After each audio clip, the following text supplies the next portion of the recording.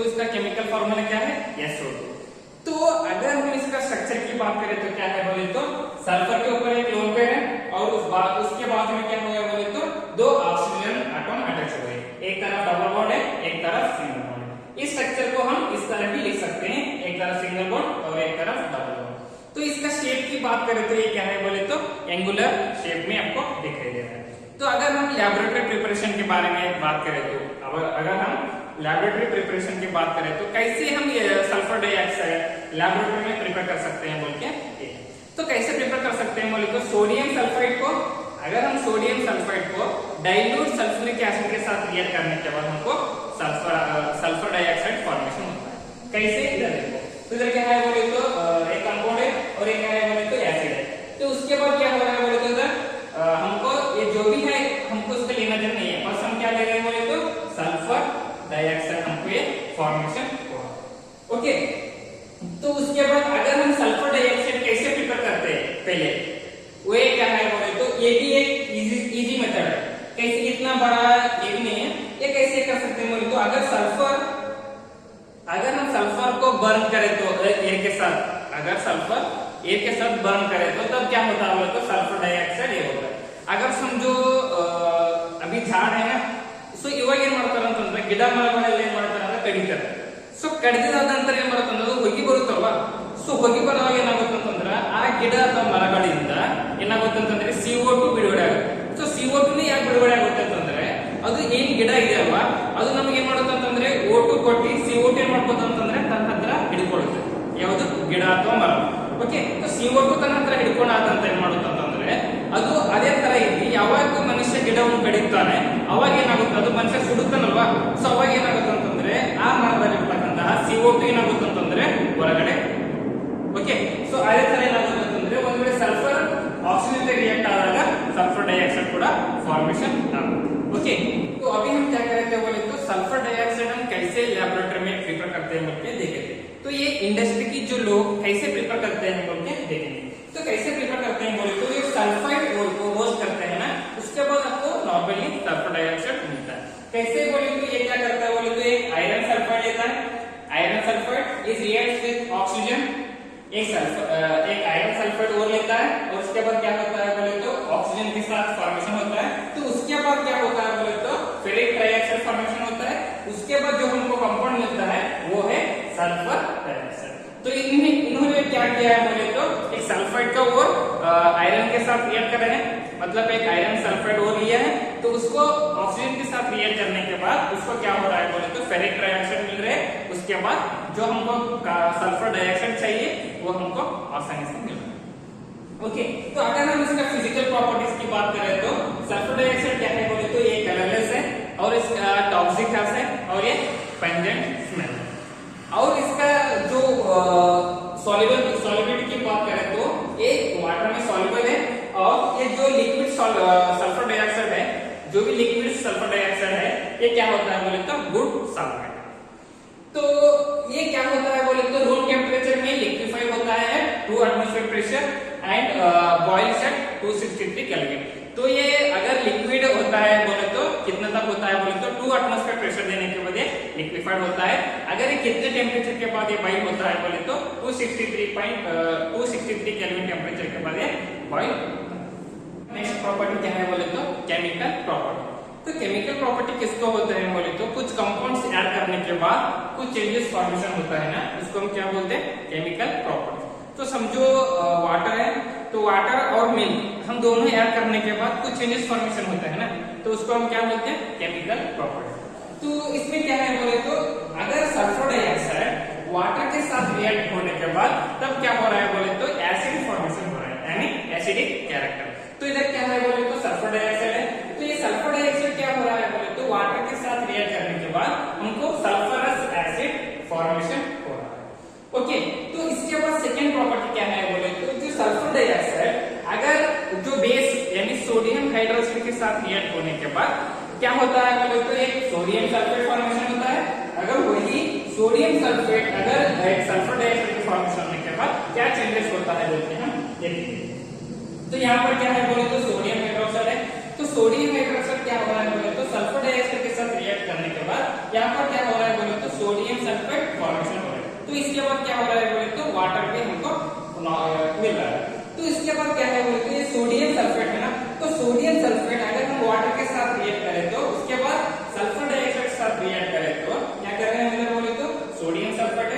Sodium sulphate हम water के साथ रिएक्ट करें और सल्फर डाइऑक्साइड के साथ भी रिएक्ट करें, तो तब हमको क्या मिल रहा है बोले तो सोडियम हाइड्रोजन सल्फेट फॉर्मेशन हो रहा है।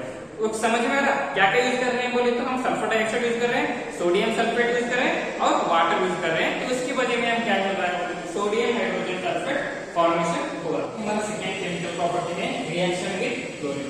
तो अगर सल्फर डाइऑक्साइड क्लोरीन के साथ रिएक्ट हो तो क्या फॉर्मेशन होता है बोल के हम देखेंगे। तो यहाँ पर क्या होता है बोले तो अगर सल्फर डाइऑक्साइड जो क्लोरीन के साथ रिएक्ट होने के बाद क्या फॉर्मेशन होता है बोले तो सल्फराइड क्लोराइड फॉर्मेशन होता है, यानी SO2Cl2 होता है। तो ये कैसे फॉर्मेशन होता है बोले तो with the help of charcoal. तो जब हम sulphur dioxide and chlorine react करते हैं ना, तो with the help of charcoal हमको सल्फराइड क्लोराइड फॉर्मेशन होता है, यानी SO2Cl2। ओके, तो इसके बाद क्या होता है बोले तो यहाँ पर सल्फर डाइऑक्साइड क्या होता है बोले तो ये एक ऑक्सीडाइजर की तरह काम करता है। जब जो वेनेडियम एक कैटलिस्ट तैयार करता है, जब हम वेनेडियम एक कैटलिस्ट तैयार करने के बाद यहाँ पर सल्फर डाइऑक्साइड क्या करता है बोले तो ऑक्सीडाइजिंग एजेंट की तरह काम करता है।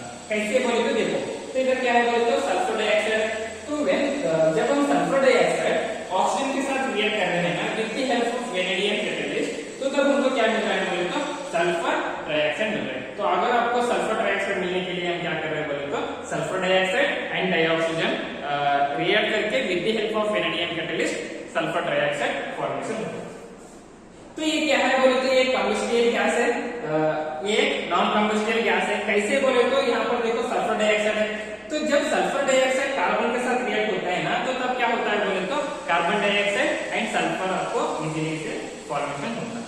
तो ये क्या है बोले तो chemical properties of sulphur dioxide. तो अभी हमारा 4 केमिकल प्रॉपर्टीज है कैसे sulphur dioxide it acts as a reducing. तो अगर बोले तो सल्फर डाइऑक्साइड क्या हो रहा है बोले तो जो फेरिक है यानी Fe+3 है ना,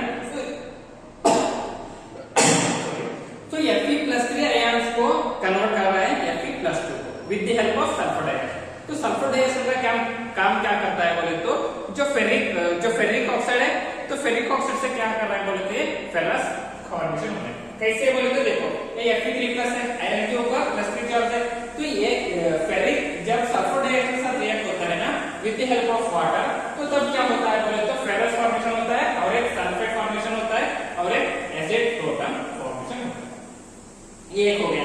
उसके बाद क्या होता है बोले तो सल्फर डाइऑक्साइड जो मैग्नीज +1 से क्या होता है बोले तो +2 फॉर्मेशन होता है एंड डीकलराइज द KNO। तो कलर इसका क्या करता है बोले तो चेंजेस करता है। कैसे बोलते देखो, तो इधर क्या है बोले तो मैग्नीज ऑक्साइड है, ओके, तो इसके बाद क्या कर रहे हैं बोले सल्फर डाइऑक्साइड के साथ रिएक्ट कर रहे हैं, तो उसके बाद एक वाटर है, ओके, इसको हम मैग्नीज ऑक्साइड बोल सकते हैं, नहीं तो मैग्नीज टेट्राऑक्साइड भी बोल सकते हैं। तो manganese oxide is react with sulphur dioxide with the help of water, तो it can give sulphur oxide and हमको क्या मिल रहा है एसिडिक प्रोटॉन मिल रहा है और मैग्नीज +2 मिल रहा है। इधर कितना था बोले तो चार्ज +1 था, यहाँ पर क्या हो रहा है बोले तो इसका चार्ज +2 हो रहा है with the help of sulphur dioxide. तो आपको ये दिमाग में ये याद रखना कि सल्फर डाइऑक्साइड काम क्या करता है बोलो, जिसका चार्ज +1 है उसको +2 करता है, ओके, मतलब वो चार्ज सीरीज होने के बाद क्या होता है बोले तो कलर चेंजेस होता है।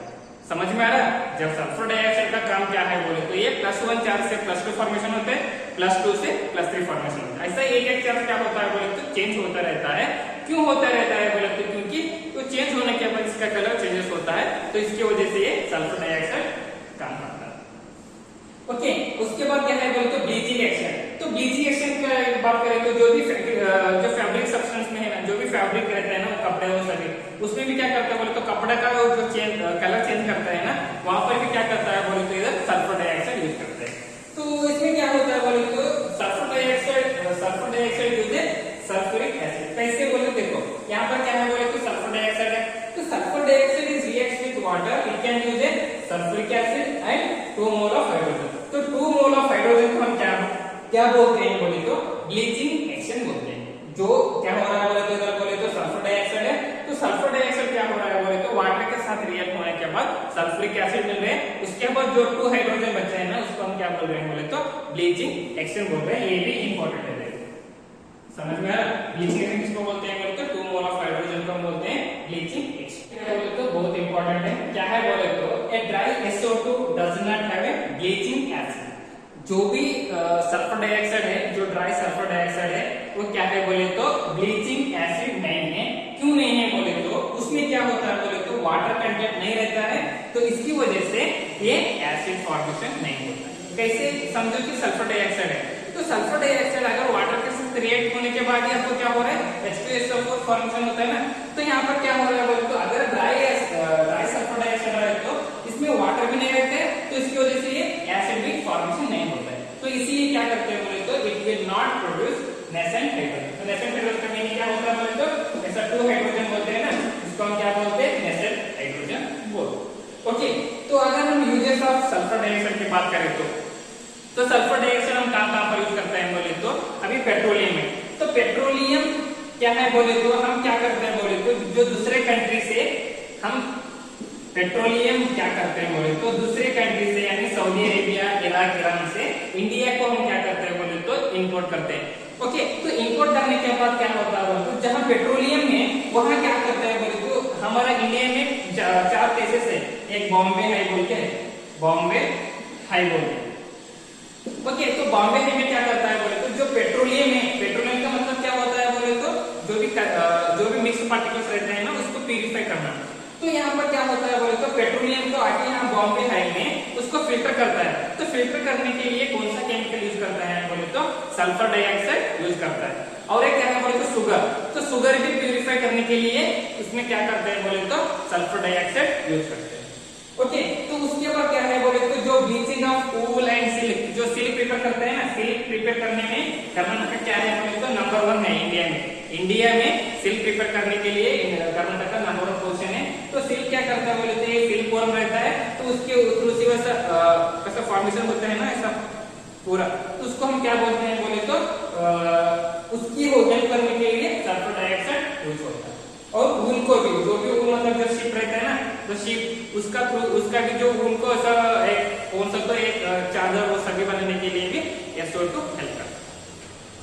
तो उसके बाद क्या है बोले तो एक डिसइंफेक्टेंट एंड प्रिजर्वेटिव है। मतलब कौन सा भी एक फॉर एग्जांपल स्विमिंग पूल में कहां पर भी मतलब जो माइक्रो ऑर्गेनिज्म को किल करने के लिए मतलब कौन सा तो एक नोटबुक को, कौन सा तो एक एटम्स को, एक पार्टिकल्स को, एक मेटल्स को क्या करता बोले तो वो प्रिजर्व करने के लिए भी सल्फर डाइऑक्साइड यूज होता है।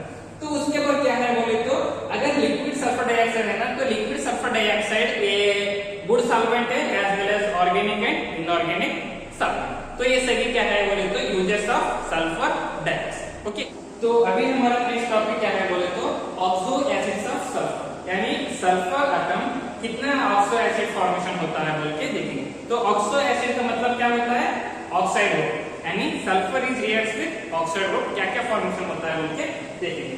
तो इसमें पहला वाला क्या है बोले तो सल्फरस एसिड। तो सल्फरस एसिड का केमिकल फॉर्मूला क्या है, H2SO3। तो अगर हम H2SO3 का ऑक्सीजन स्टेट की बात करें तो कैसे करते हैं बोले तो इधर हाइड्रोजन कितने हैं हमारे पास, 2 है, 2।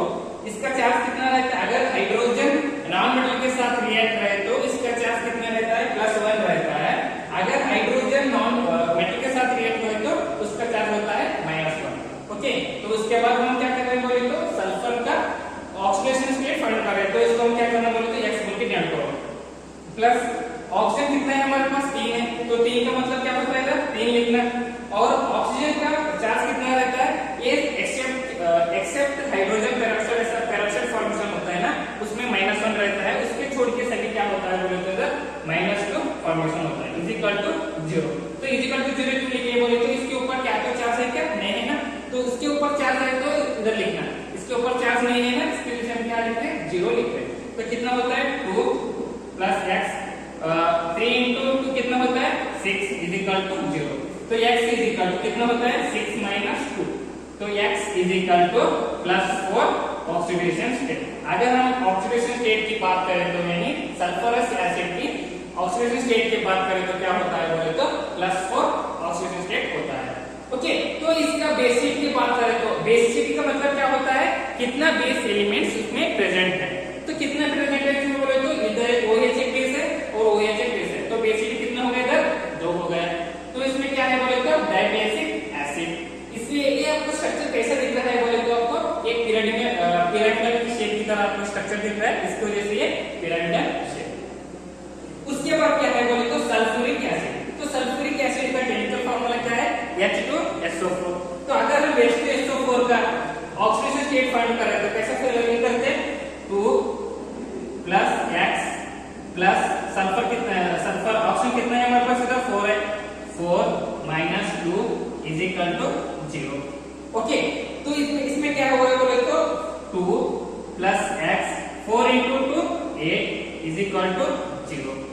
इसमें क्या हो रहा है बोले तो x is equal to 8 minus 2, तो x इज इक्वल टू कितना होता है हमारे को +2 ऑक्सीडेशन स्टेट।